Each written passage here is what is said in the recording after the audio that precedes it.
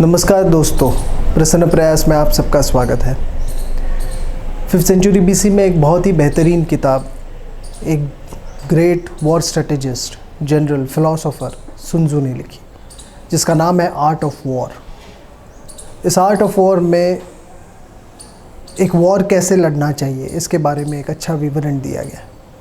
War तो लड़ना ही है, एक बैटल कैसे जीता जा सकता है उसके बारे में तो बताया, बट साथ ही साथ में बिना लड़े भी आप शत्रु पर कैसे मात कर सकते हैं, इसके बारे में भी बहुत अच्छा डिस्क्रिप्शन इस बुक में है। और आज भी इस बुक का रेलेवेंस है। इसलिए वॉर स्ट्रेटेजिस्ट, दुनिया के तमाम वॉर स्ट्रेटेजिस्ट, स्कॉलर्स, सोल्जर्स इस किताब को पढ़ने की चाह रखते हैं। चाइना ने इसी बुक को अपनी फ़िलॉसफ़ी करके एक्सेप्ट किया हुआ है। भारत के विरुद्ध उन्होंने भले ही वॉर एक ही किया हो, बट बैटल्स अलग अलग लेवल पे वो लड़ रहे हैं और जीतने की चाह भी रख रहे हैं। उन्होंने सबसे बड़ा जो बैटल हमारे साथ खेला है वो है बैटल ऑफ डिसेप्शन, और ये हम लोगों को समय समय पर इस चीज़ का ज्ञात भी हुआ है। तो इसी विषय को डिटेल में जानने के लिए आज हम फिर से चलते हैं हमारे मराठे सर की ओर और जानते हैं उनके इस विषय पे क्या विचार है।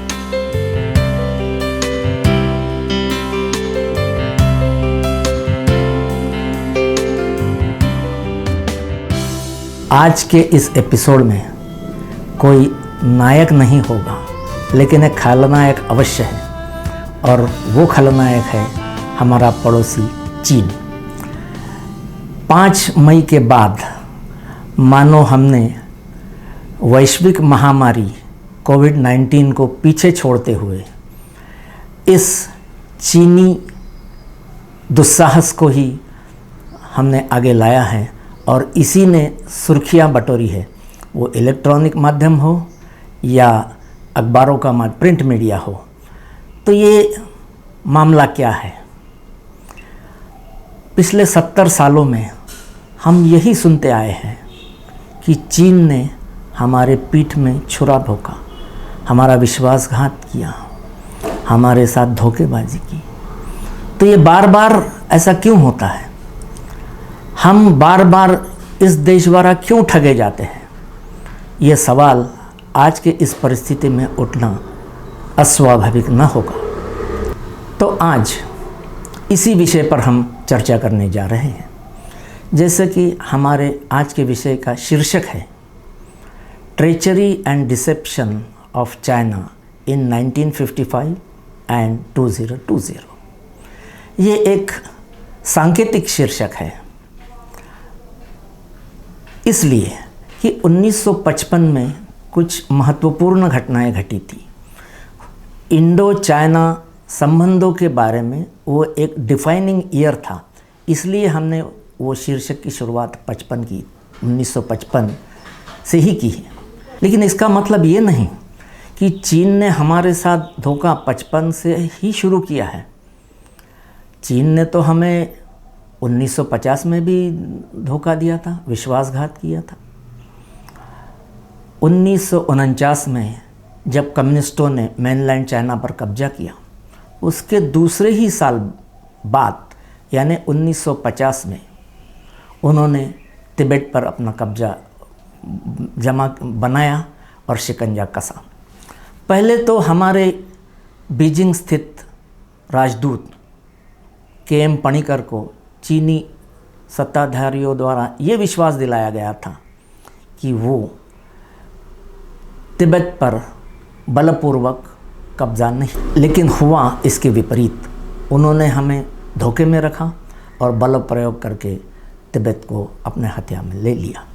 तो ये हमारे साथ विश्वासघात का शुरुआत ये 1950 में हुआ था। अब जब हम चीन की बात करते हैं तो चीन, भारत और पाकिस्तान, इन तीनों के संबंधों के बारे में चर्चा करना अनिवार्य हो जाता है। 1950 के पूर्व भाग में चीन भारत को उसका आइडियोलॉजिकल पार्टनर मान रहा था। इसका मतलब ये है कि चीन ये समझता था कि उसने जैसे साम्राज्यवादियों के खिलाफ लड़के आज़ादी हासिल की है, वैसे ही भारत ने एक इम्पीरियल ताकत को परास्त करके उनसे लड़के आज़ादी प्राप्त की है। तो वो भारत को अपना नज़दीकी समझता था आइडियोलॉजिकली। इसका एक उदाहरण मैं इस संबंध में प्रस्तुत करना चाहूँगा। पाकिस्तान ये ऐसा पहला इस्लामिक देश है जिसने कम्युनिस्ट चीन को मान्यता दी और उसके साथ राजनीतिक संबंध स्थापित किए। वो साल था 1951। 1951 में जब प्रथम पाकिस्तानी राजदूत नवाबजादा आगा मोहम्मद रज़ा, वो मेजर जनरल थे, उन्होंने अपने अधिकार पत्र चीनी कम्युनिस्ट नेता माओ त्से-तुंग के समक्ष प्रस्तुत किए, तो उनके साथ और दो देशों के राजदूतों ने भी अपने क्रेडेंशियल्स माओ त्से-तुंग के सामने प्रस्तुत किए। माओ ने पाकिस्तानी दूत के तरफ झांककर भी नहीं देखा, जबकि अन्य देशों के दो राजदूतों का उन्होंने सम्मानपूर्वक उल्लेख किया। तो यही दर्शाता है कि उस समय चीन ये पाकिस्तान को कोई महत्व नहीं देता था, कि चीन का मानना था कि पाकिस्तान की निर्मित कुछ ज़मींदारों ने और सामंतवादी लोगों ने मिलकर बनाई थी, तो वो उनसे दूर ही रखना चाहता था। और उसके बाद 1954 और 1955 में पाकिस्तान अमेरिका के नेतृत्व वाली सैनिक संधि सिएटो और सेंटो में शामिल हो गया था। इतना ही नहीं, चीन और रूस पर निगरानी रखने के लिए, स्पाइंग करने के लिए उन्होंने पेशावर में अमेरिका को एक अड्डा भी बनाने की अनुमति दी थी। तो ये इस तरह के संबंध थे पाकिस्तान और चाइना के बीच में, जबकि हम और चीन के बीच में काफ़ी नज़दीकी संबंध थे।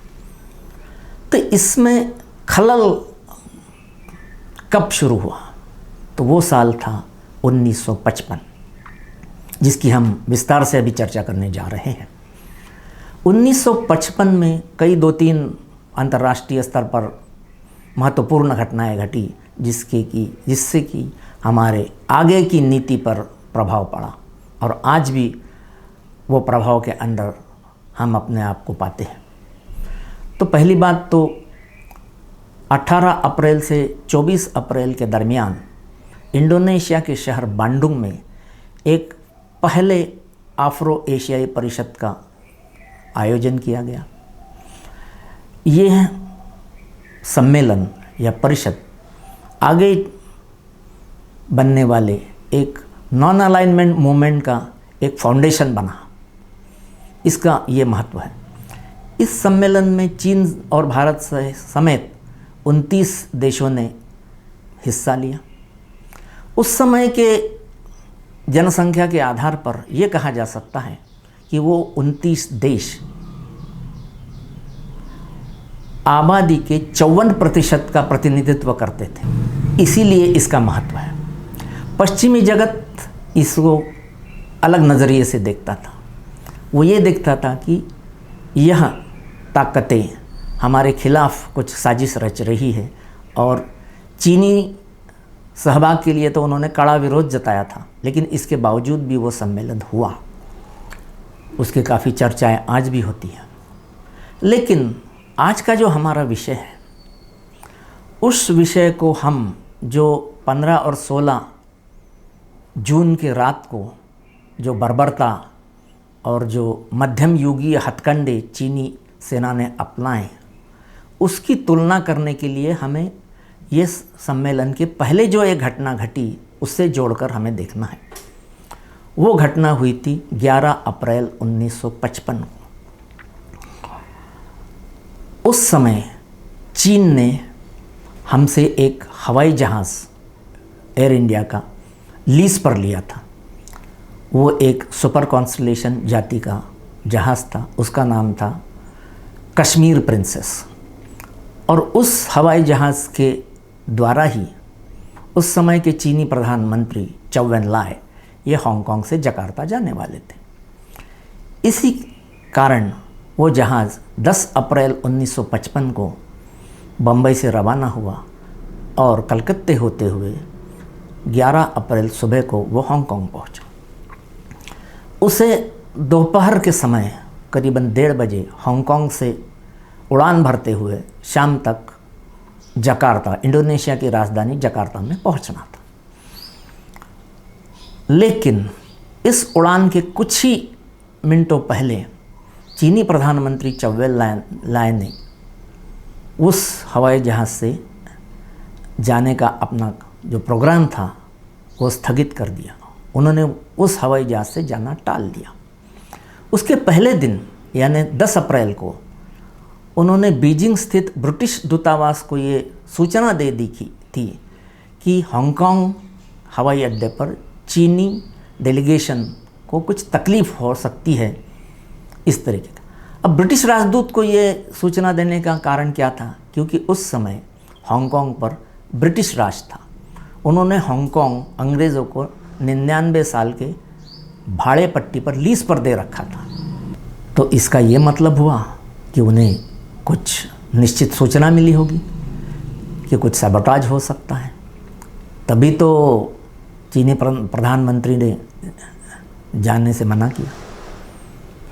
लेकिन इस हवाई जहाज़ से जो चीनी डेलीगेशन जाना था, उसके साथ 2 पोलिश पत्रकार और एक उत्तर वियतनामी पत्रकार जाना था। उन्हें जाने से उन्होंने नहीं रोका और उन्हें ये बताया भी नहीं कि चीन को ऐसी कुछ सूचना प्राप्त हुई है। और दोपहर 11 अप्रैल 1955 को उस हवाई जहाज़ ने हांगकांग से उड़ान भरी। जब उड़ान भरी उस समय उसमें 8 चीनी डेलीगेशन के सदस्य, 2 पोलिश पत्रकार, एक उत्तर वियतनामी पत्रकार तथा भारतीय चालक दल के 8 लोग शामिल थे। इसका मतलब है उस समय उस हवाई जहाज़ में 19 यात्री सफ़र कर रहे थे। यह हवाई जहाज़ जैसे ही इंडोनेशिया के नातूना आइलैंड के पास पहुंचा, जो कि जकार्ता से 100 किलोमीटर दूर स्थित है, हवाई जहाज़ में अचानक आग लग गई। वो आग एक कार्गो में, जहाँ पे यात्रियों का सामान रखा जाता था, वहाँ पे लगी और कुछ ही मिनटों में उसमें धमाका हुआ और विमान में आग लग गई। उसके पश्चात विमान नातूना के आइलैंड के समुद्र में गिर पड़ा। इस दुर्घटना में चालक दल के 8 में से 3 लोग अपने आप को बचाने में सफल हुए। उस हवाई जहाज़ के को पायलट दीक्षित, इंजीनियर कर्णिक और नेविगेटर पाठक, ये 3 ही भाग्यशाली लोग रहे जो अपनी जान बचा सके। चालक दल के 5 सदस्य, जिनमें मुख्य पायलट, जटार और हवाई सुंदरी, एयर होस्टेस बोलते हैं, ग्लोरिया बेरी, इनका दुखद अंत हुआ। इसके बाद जांच दल का गठन हुआ।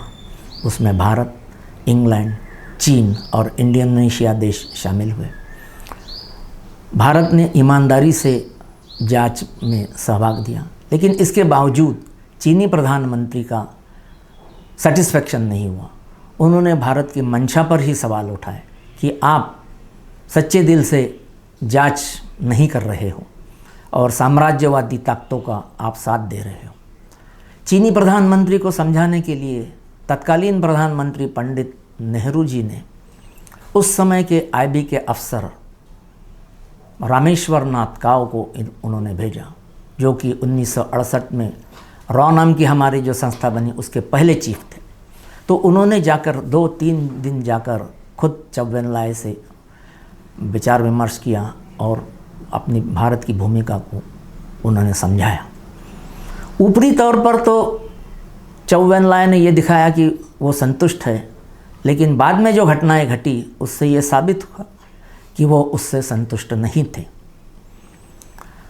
उसके बाद वो 16 तारीख को बर्मा की राजधानी, उस समय उसे बर्मा कहते थे, आज उसे म्यांमार कहते हैं, बर्मा से वो एक दूसरे हवाई जहाज़ से जकार्ता के लिए रवाना हुए। जब उन्होंने 11 अप्रैल को कश्मीर प्रिंसेस हवाई जहाज़ से जाने का अपना प्रोग्राम रद्द किया, कैंसिल किया, उस समय ये दलील दी गई थी कि चौबेन लाए के ऊपर कोई इमरजेंसी अपेंडिक्स का सर्जरी करना ज़रूरी है। लेकिन ये कारण जो दिया था वो मिथ्या था, ये बाद में साबित हुआ, क्योंकि वो 16 तारीख को फिर रवाना हुए। इसका ये स्पष्ट मत है कि जो कारण दिया गया था वो सही नहीं था। तो ये एक चीन की डिसेप्शन की एक नीति दर्शाता है। उस समय चीन तो इतना ताकतवर नहीं था, लेकिन फिर भी उसकी धोखाधड़ी देने की और विश्वासघात करने की ताकत बहुत बड़ी थी। यही इस घटना से हमें दिखाई देता है। उसके बाद पंडित नेहरू ने उस आफ्रो एशियाई सम्मेलन में चौबेन लाए को बड़े सम्मान से पेश किया, प्रस्तुत किया, क्योंकि चौबेन लाए उनको इतने बड़े अंतर्राष्ट्रीय मंच में जाने का इसके पहले अनुभव नहीं था। तो नेहरू ने बड़े आदरपूर्वक उनका परिचय सबसे करवाया, उन्हें प्रस्तुत किया। लेकिन यही बात चीन को खली। भारत सरकार ने और पंडित नेहरू ने ये बताने की कोशिश की कि हमने चौबेन लाए को अंतर्राष्ट्रीय मंच पर बड़े सम्मान से प्रस्तुत किया।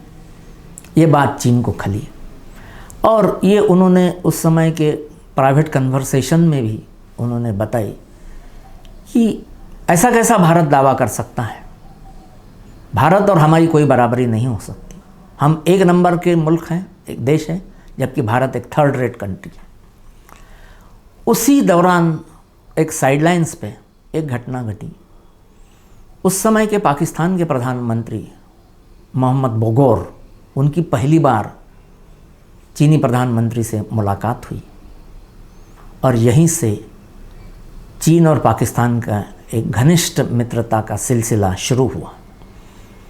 ये एक महत्वपूर्ण घटना इस दौरान निकली। चीन की नाराज़गी भारत से और पाकिस्तान का चीन के पास आना, ये दो बहुत महत्वपूर्ण घटनाएं हुई। इस घटना ने आगे की जियोपॉलिटिक्स है उसे बदल कर रख दिया। इसीलिए 55 साल ये हमारे लिए बहुत महत्वपूर्ण है। उसका परिणाम भी हमें दूसरे ही साल दिखाई दिया। भारत में जो आतंकवाद और इंसर्जेंसी की शुरुआत हुई वो 1956 में नागालैंड से हुई और नागालैंड से जो इंसर्जेंसी शुरू हुई उसमें ISI और चीनी गुप्तचर संस्था CSIS, इन दोनों का सक्रिय सहभाग रहा है। इसीलिए मैंने जो कहा कि ये दोनों का जो गठजोड़ हुआ वो यहीं पे हुआ, ऐसा हम निश्चित रूप से कह सकते हैं। इस वर्ष में और एक महत्वपूर्ण घटना घटी। रूसी कम्युनिस्ट पार्टी के नेता बुल्गानिन और प्रधानमंत्री निकिता क्रुश्चोव, इन्होंने भारत का दौरा किया। वो एक अभूतपूर्व स्टेट विजिट के रूप में इतिहास में दर्ज है। लेकिन इसका असर ये हुआ कि चीन ने हमारे ऊपर रेड मार्क लगा दिया। यानी ये कि ये देश तो सोवियत संघ का एक उपग्रह है, सैटेलाइट है। भारत को एक स्वतंत्र नीति वाला देश मानने को वो राज़ी नहीं था। तो ये 2-3 महत्वपूर्ण घटनाएं घटी। चीन हमसे दूर होने की प्रक्रिया शुरू हुई। चीन पाकिस्तान की नज़दीकियाँ बढ़ना शुरू हुआ और अमेरिका ने भी हमसे दूरी ही रखना पसंद किया। तो अभी सवाल ये होता है कि ये सम्मेलन तो हुआ, लेकिन जो दुर्घटना घटी 11 अप्रैल से, उसमें से कई सवाल खड़े हुए जिसका जवाब आज तक नहीं मिला है। उसके पीछे साजिश किसकी थी, इसका तो स्पष्ट जवाब नहीं मिला। चीन ने तो इसके लिए CIA, अमेरिकी गुप्तचर संस्था CIA और ताइवान की गुप्तचर संस्था कोमिंतांग, इन्हें ही दोषी ठहराया था, लेकिन ये सिद्ध नहीं हो पाया। लेकिन जो सवाल खड़े हुए वो क्या दर्शाता है? वो यही दर्शाता है कि चीन अपने स्वार्थ के लिए, अपने पब्लिसिटी के लिए, अपने नागरिकों की भी बलि देने को संकोच नहीं करता है।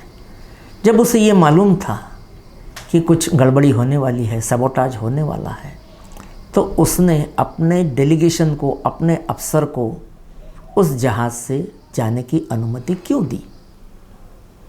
इसका अर्थ इसमें एक ही अर्थ निकलता है कि ये जो दुर्घटना हुई और ऐन मौके पर चीनी प्रधानमंत्री ने जाने का कार्यक्रम रद्द कर दिया, उसे दुनिया को यही मैसेज देना था कि 7 या 8 साल में चीन ने कितनी प्रगति की है, उसकी गुप्तचर संस्था कितनी सक्षम है। ये एक उसका उद्देश्य हो सकता है। दूसरा उद्देश्य, जो बांडुंग परिषद थी, उसके बैकड्रॉप पर एक उन्हें पब्लिसिटी का बहुत बड़ा कैनवास मिलने की आशा थी और वास्तव में वैसा हुआ भी। तो ये 2 उद्देश्य पूर्ति के लिए चीन ने अपने नागरिकों की बलि चढ़ाई, उसके साथ ही 3 पत्रकारों की बलि चढ़ाई और 5 भारतीयों की भी बलि चढ़ाई। इतना होने के बाद भी हम उस स्थिति में नहीं थे, उतने ताकतवर नहीं थे कि ये सवाल हम चीन को पूछ सकते थे, ब्रिटेन को पूछ सकते थे या अमेरिका को पूछ सकते थे। वो हमारी विवशता और कमज़ोरी ही दिखाती है। तो जैसा कि मैंने पहले कहा, तो फिर 1955 और 1920 की जो 2 घटनाएं हुई, इसमें अंतर क्या है? इसमें अंतर कुछ भी नहीं था।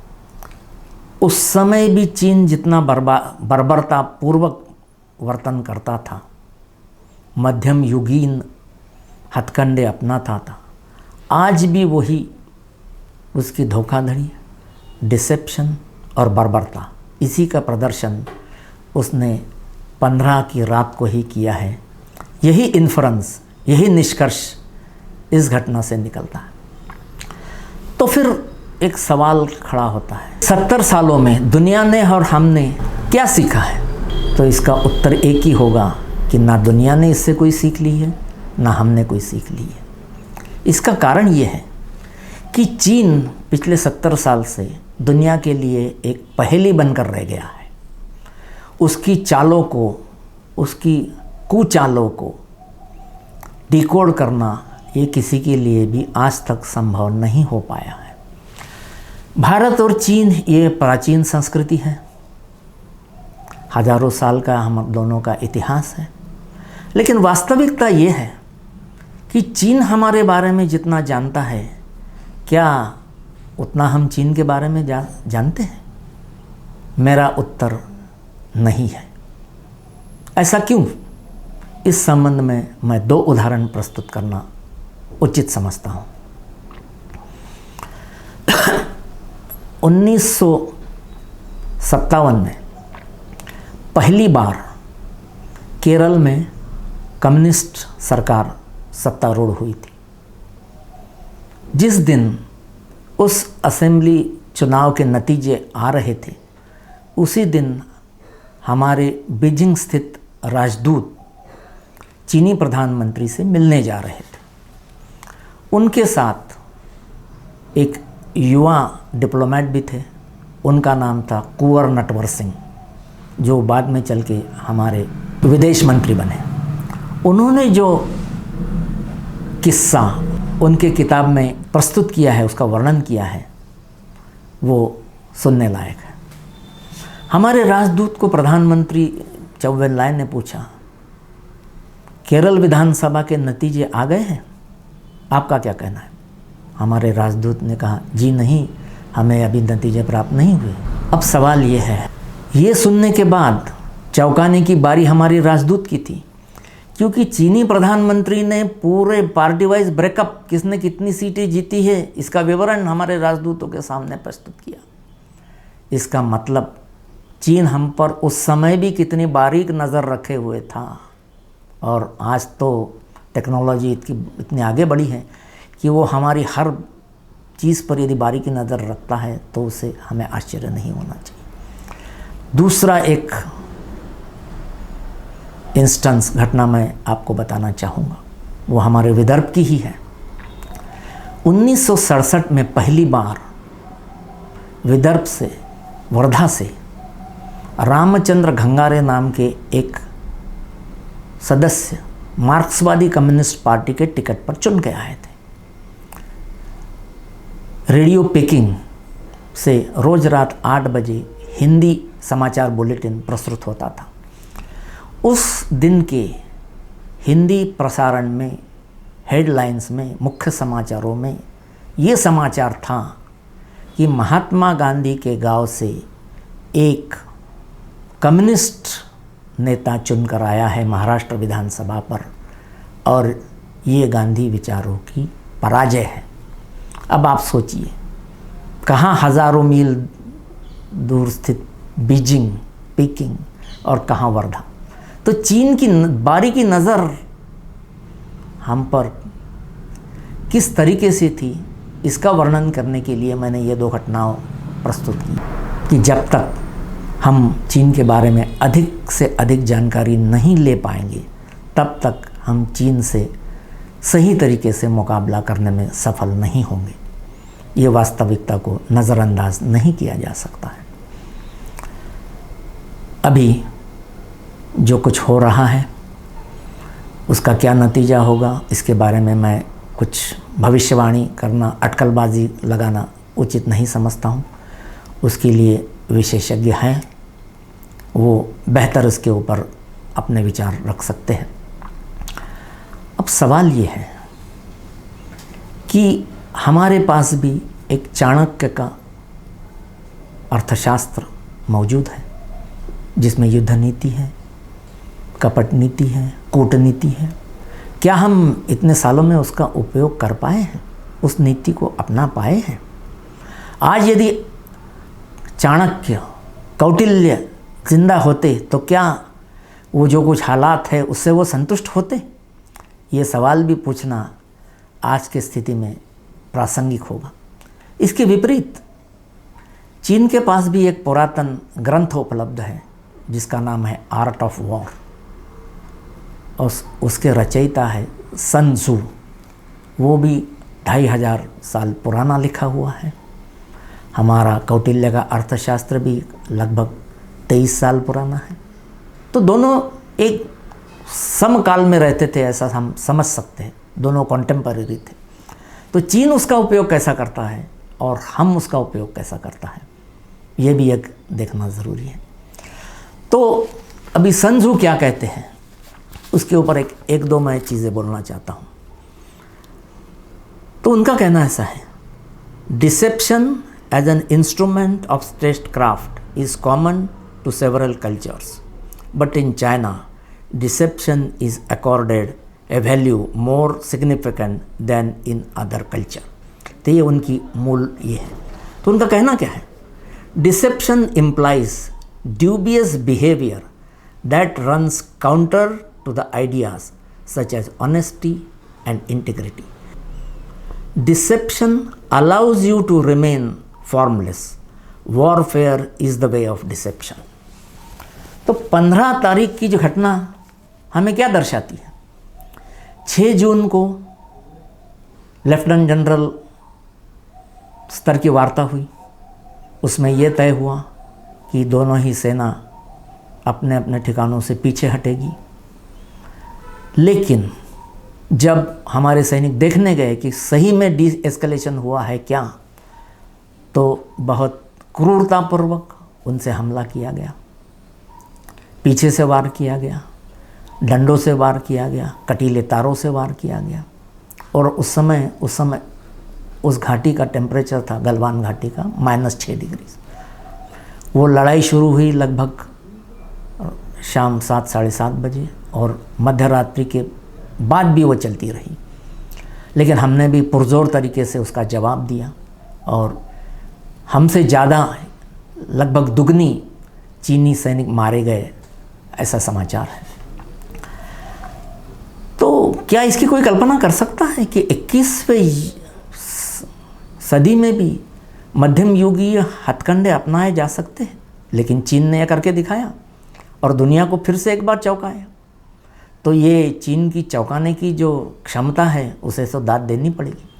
लेकिन हमें यदि चीन से टक्कर लेना है तो उनके हर कदम को, हर चालों को हमें समझना ज़रूरी है। यही हमारे लिए 15 तारीख की सीख है। यदि इससे हम कुछ सीख लेके अपनी आगे की नीतियाँ बनाते हैं तो ही हमारा भविष्य उज्जवल है।